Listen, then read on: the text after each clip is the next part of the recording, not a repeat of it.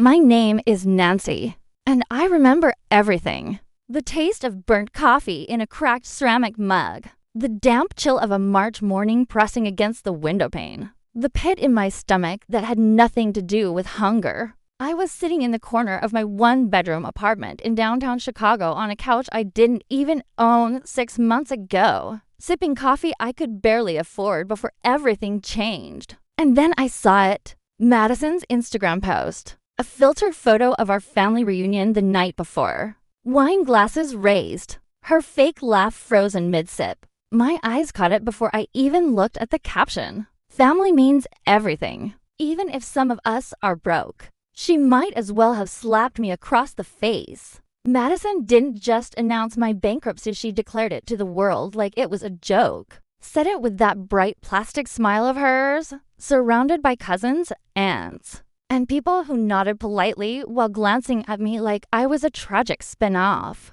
She didn't know I heard her whisper to Uncle George. Well, she bet everything on that startup. Shame, really.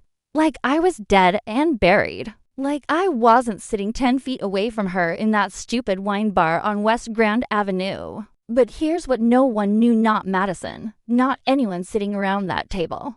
Not even my ex-best friend Lori, who helped Madison spread that poison with a smirk. I wasn't broke anymore. 2 weeks earlier, while Madison was busy posting selfies at spa resorts and passive-aggressively subweeding me, I landed a consulting deal with a private real estate firm out of Denver. British-backed money. High-end development. They needed someone local to negotiate permits, evaluate zoning risks, and keep the city officials from circling like buzzards. I didn't just do the job, I owned it. When the first payment hit, it came in pounds. And after conversion, I had $890,000 in my account, clean, quiet, and most importantly, untouchable. And as I stared at that post, her smug caption, her perfect hair, the lies stitched between emojis, I remembered something she once said over margaritas years ago, back when we still pretended to like each other. She had pointed at a real estate magazine on my counter and said, if I ever make real money, I'm buying that place. Right on the water in Carmel. Wraparound porch. Red shutters. Victorian. I'll die there. Drunk on Pinot with salt in my hair. I laughed at the time. But that moment came rushing back. Sharper now. More loaded. So I bought it. Saturday morning. I was still in pajamas when I signed the final paperwork electronically. The realtor in California didn't know anything about Madison. He only knew my name, my cash offer, and that I wanted it closed before the weekend ended. I wired the money and got a confirmation 10 minutes later. I didn't feel excited. I felt dangerous. This wasn't about living in Carmel. I wasn't going to sip wine on the porch or host friends in the garden she always dreamed about. No, this was something more primal. This was revenge in the shape of cedar beams and ocean views. This was me reaching into her future and stealing it out from under her designer heels. You don't come back from public humiliation with a Facebook status. You come back with dominance. That night, I lit a candle.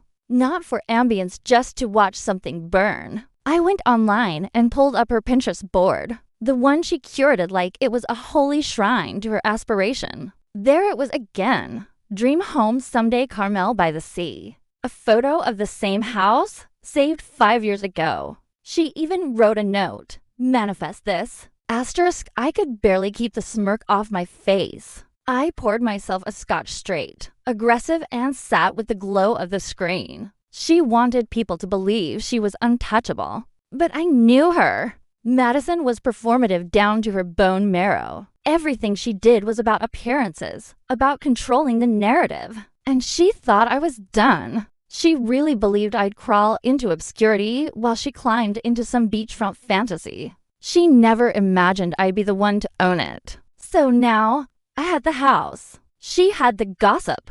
Let's see who wins in the end. The next morning, I booked a one-way flight to California. No announcements. No family updates. I didn't need to explain anything to anyone. But I did send her something. A simple envelope. Inside it, a Polaroid of the beach house. Not the real estate photos. Not screenshots. A real Polaroid one I took myself, standing on the porch just after sunset. The house glowed gold behind me. I held the keys up in the shot like a trophy. On the back of the photo, I wrote just 5 words. Keep manifesting. Love, Nancy. No return address. No return address. No explanation. Let her figure it out. Let her burn in the silence. Because revenge isn't loud. It's subtle. It's salt air on my skin while she drowns in her own bitterness. I flew to California alone. No fanfare. No announcement. Just me and a one-way ticket out of O'Hare. Wearing black jeans, dark sunglasses, and a jacket sharp enough to slice the air. I didn't need anyone to know where I was going, especially not Madison. The black Lincoln I'd ordered was waiting at the curb in San Jose. Quiet driver, leather seats, tinted windows, everything I needed to slide through the city like a ghost. As we made our way down the winding Pacific Coast Highway, the ocean came into view. Blue-gray and biting with late winter wind. The house wasn't even visible yet, but I could feel it. Like it was breathing, waiting for me. When we finally pulled into the gravel drive, I didn't hesitate. I stepped out, slammed the door behind me, and walked straight to the porch. My boots crunched on white stone. The porch steps were freshly painted. The red shutters still caught the sunlight, exactly like the photo Madison used to pine over. The key in my hand felt heavier than it should have, as if it carried weight far beyond metal. And when it clicked into the lock, God, the sound was perfect. The door creaked open like the house had been holding its breath. I stood in the entryway for a long moment, letting the smell of salt and cedar wrap around me. The hardwood floors glowed honey gold. To my right was the kitchen blue marble counters gleaming under pendant lights. I could still see the image in my head, the exact photo Madison had printed out and taped to her fridge back in Minneapolis. She used to stand in front of it and say, "Someday, just you wait." Well, I waited, and now it was mine. I kicked off my boots and walked barefoot through the house. Every step deliberate, every breath slow. The living room was airy, with oversized windows and a fireplace I had no intention of lighting. The reading nook, her precious someday sanctuary, was nestled perfectly by the bay window, complete with the same arched cushions from the listing. It made me laugh. Not a joyful sound, but the kind that carries sharp edges and buried fury. She had designed this house in her mind, and I had turned it into a weapon. I walked through the bedrooms, next 3 in total. The master suite overlooked the ocean. The en-suite bathroom had heated floors.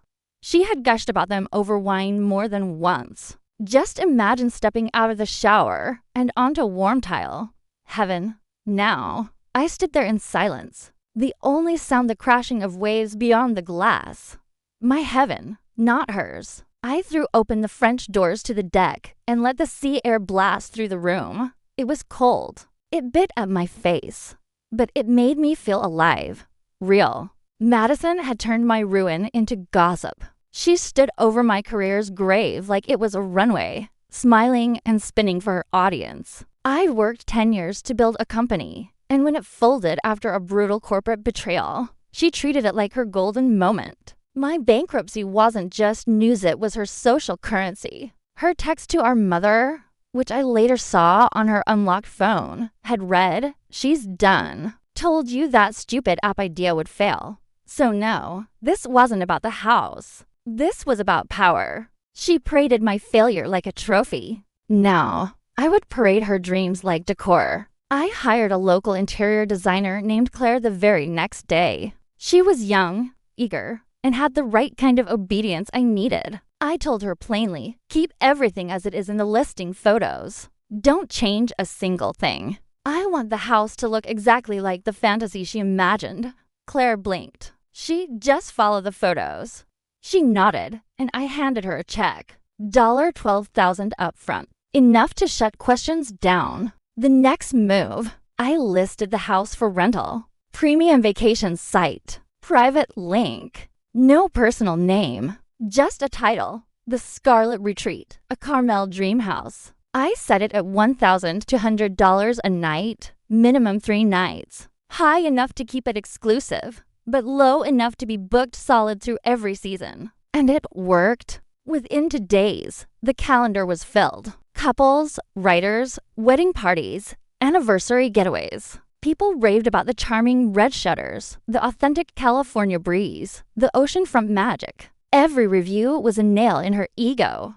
But there was one date I blocked out. Thanksgiving. That was mine. The idea simmered for weeks. I would invite the whole family, mom, dad, our cousins from Boston, Aunt Meg from Detroit, and yes, Madison. I would let her step into the house she had claimed for years as her dream. I would watch her face as she realized it belonged to the one person she tried to destroy. And I wouldn't say a thing.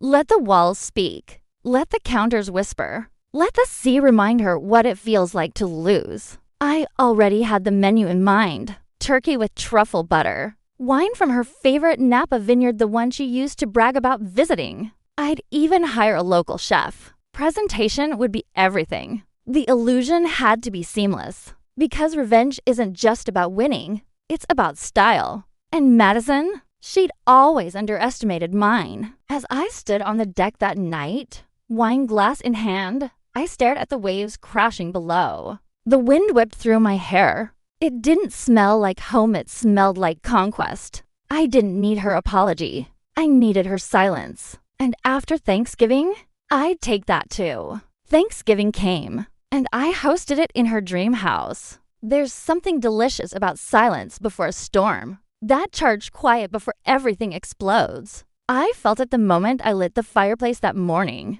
The flames danced neatly, obediently, warming the red brick hearth she once called the centerpiece of coastal elegance. The table was set hand-painted china, silver flatware, linen napkins folded into golden rings. No paper plates, no shortcuts. I had hired a chef from San Francisco to cater the whole thing. No one would eat microwave stuffing at my table. Not today. I watched the ocean roll beyond the glass doors. From the deck, the sea hissed like it knew what I was about to do. I planned every detail of this moment, not out of pettiness, but precision. Madison had used her mouth as a weapon. I used architecture. The first guest to arrive was my cousin Jack and his new wife. Then Aunt Meg. Then Mom and Dad, dressed like they were auditioning for a Ralph Lauren catalog. No one asked how I'd managed this house. No one said a word about Madison's little bankruptcy bomb from earlier in the year. That's how families are. No apologies, just erasure, as if pretending makes everything clean. Then she walked into Madison. She arrived like a hurricane wrapped in silk. A deep green dress, tailored to perfection, cinched at the waist with a belt that probably cost more than a month's rent. Her hair was slicked back into a low knot. She wore heels even on a wooden porch, clicking like a metronome of entitlement. Her face froze when she saw the kitchen. She stopped just past the foyer, one manicured hand clenching her bag. Her eyes moved slowly over the marble countertops, the brass fixtures, the open shelves. I saw her jaw tighten as she looked at the reading nook, the one with the custom cushion she'd saved on Pinterest years ago. The ocean view glistened behind her like a taunt. "Is this?" she whispered, almost breathless. "Yes," I said flatly. "It's the house from your dream board." She turned to me, voice low and sharp. "You bought it?" "With the money from London," I said, holding her gaze. "I'm not bankrupt, Madison. Not even close." She didn't respond, just nodded, slowly, like her brain needed time to process the hit. The sister she humiliated in front of a dozen relatives and thousands of followers was now standing in her fantasy, wearing her skin, breathing her air, owning her future. The best part, I didn't even look smug. I looked calm, controlled. I let her walk past me into the living room. The rest of the family was too busy sipping wine and complimenting the decor to notice her frozen expression. I stood back and watched her pretend. She smiled at Dad, complimented the pumpkin centerpiece, laughed at a joke from Jack, but her eyes never stopped scanning the room, taking inventory, realizing she'd lost. Dinner was served at 4. The chef had prepared roasted turkey with garlic herb butter, truffle mashed potatoes, sautéed Brussels sprouts with pancetta, and cranberry chutney. Madison complimented the food through gritted teeth. I poured her wine, her favorite bottle from a Napa vineyard she once bragged about visiting. I made sure it was visible on the counter, label facing out. To Nancy, Jack said midway through the meal, raising his glass, for getting back on her feet. There it was, the subtle dig. The family's way of pretending they were proud while still reminding me of where I'd been. But I didn't correct him. Let them believe I had just gotten lucky, that I'd stumbled into success by accident. Let them underestimate me again. That's always been my power. Later that night, after the dessert plates had been cleared and the fire had burned low, I found Madison standing alone by the window. She was watching the ocean. Her expression was unreadable, part rage, part envy, part something softer she'd never admit. I walked up behind her and handed her a glass of wine. She took it without a word. You know, I said, swirling my own glass, you could have just called me, asked how I was, offered support when I lost the company. But instead, you posted it like it was a headline. She stayed quiet. I turned to face her. Next time you try to humiliate me, Madison, remember this? She finally met my eyes. I rebuild in silence, I said, and I don't forget. Her jaw clenched. Is this supposed to make us even? No, I said. This is just a reminder that I'm not the one you should bet against. She let out a small, bitter laugh. You always think you're the underdog in some big comeback movie. No, I replied, taking a slow sip. I think I'm the storm you didn't see coming. I left her standing there, her perfect silhouette shadowed against the glowing coals of my fireplace. The next morning, she was the first to leave. Didn't even wait for breakfast. She didn't say goodbye. Just heels on floorboards, a forced smile, and the sound of a front door closing softly behind her. But I knew she'd be thinking about that house for yours. Every photo I post, every review it gets, every dollar it earns. She'll see it. She'll know. And she'll have to live in the echo of what she thought would be hers. That's the thing about revenge, it doesn't always explode. Sometimes it just lingers. And I intend to make this feeling last. The ocean was quiet the morning I got the call. Cold light poured through the kitchen window, casting long shadows on the marble countertop. I was slicing blood, oranges crimson against white when her name lit up my phone. Madison. For a moment, I didn't move. I just let it ring. Let it echo like a dying songbird against the quiet elegance of my victory. I could already guess what this was. No one calls on a Tuesday morning from Minneapolis unless something's unraveling. And Madison? She didn't dial unless she needed something. I let it go to voicemail. Let her stew in the silence for once. I brewed coffee, finished my breakfast, and walked the deck. Wind gnawed at my sleeves. The waves below were violent that morning, spitting up foam, crashing hard against the cliffs like they were trying to claw their way inland. I inhaled the salt. Let it fill my lungs. Let it cleanse me. By the time I checked the message, I already knew. Her voice was brittle. Hey, it's me. I was wondering if you had a few minutes to talk. Something came up. Can you call me back? I didn't. Instead, I called Jack, my cousin in Boston, the one who always knew everything, before the family group texts even caught up. He answered on the second ring. Oh, you heard? No, I said, but I'm about to. He exhaled. Madison's little empire just cracked. That airbend project she was pushing in Colorado Springs, it's toast. Her investor pulled out. Apparently, he saw too many red flags. And she over-leveraged, took a second mortgage on her house to fund it. My fingers tightened. Around the phone. She's upside down now, Jack said, and fast. I smiled. It wasn't joy. Not exactly. More like a slow, aching satisfaction. A pressure that had lived in my ribs since she humiliated me, finally letting go. Like the release of a long-held breath. She say anything to you? He asked. Not yet, I said. She will. And she did. That night, just after sunset, she called again. This time, I answered. Her voice was small dot thin, like the sound of a crack forming in ice. "Hey, Nance."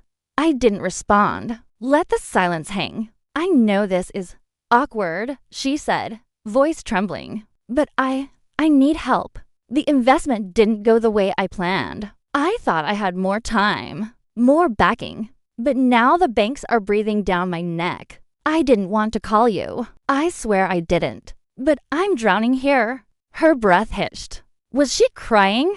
I waited a beat dot to dot 3. Then I said, calm as a scalpel? You should have thought of that before the hashtags. Dead silence. She didn't defend herself. She knew better. I didn't hang up. That would have been merciful. I stayed on the line and let her breathe in the quiet, the one she never afforded me when I was falling apart. I let her sit in the weight of her own desperation.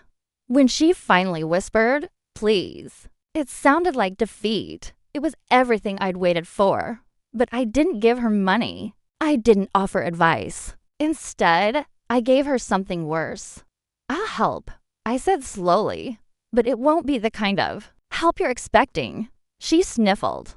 "What does that mean?" "It means I'll buy you out. The house in Minneapolis. I know it's not fully paid off. I'll cover the mortgage, give you enough to walk away clean, and you can start over." Her silence returned. "Then, why would you do that?" "Because I want it. But I live there. Not for long." That was the first time she raised her voice. "You want to kick me out of my home?" "I want to own your home," I said, voice cold, the way you tried to own my reputation. You thought you could bury me in gossip and glitter. Now, I get to decide what roof you sleep under, or if you sleep under one at all. Her breathing picked up. "You're enjoying this?" She spat. "No," I said. "I'm perfecting it." She hung up, but not before I heard the tremble in her breath, the kind of fear that sits behind your teeth when you realize you've built your life on borrowed ground. 3 weeks later, she signed the paperwork. The house was officially mine. She told the family she was downsizing to something more modern, more minimal. Another lie to cushion her pride.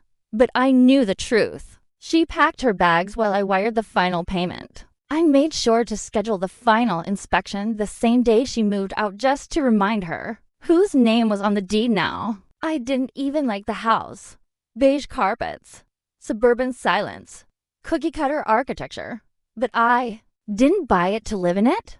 I bought it to erase her. I hired a demolition crew to get the kitchen and tear down the master bath. I told them to strip it of everything she had touched, everything she thought was hers. Then I rented it. 2 college students, 5 boys from the University of Minnesota. Loud, messy, chaotic. Within a week, the lawn was trashed, the garage full of beer cans, and the front porch covered in cheap patio furniture. I paid for every expense. Even offered them a discount if they promised to throw parties every weekend. Because revenge isn't always elegant.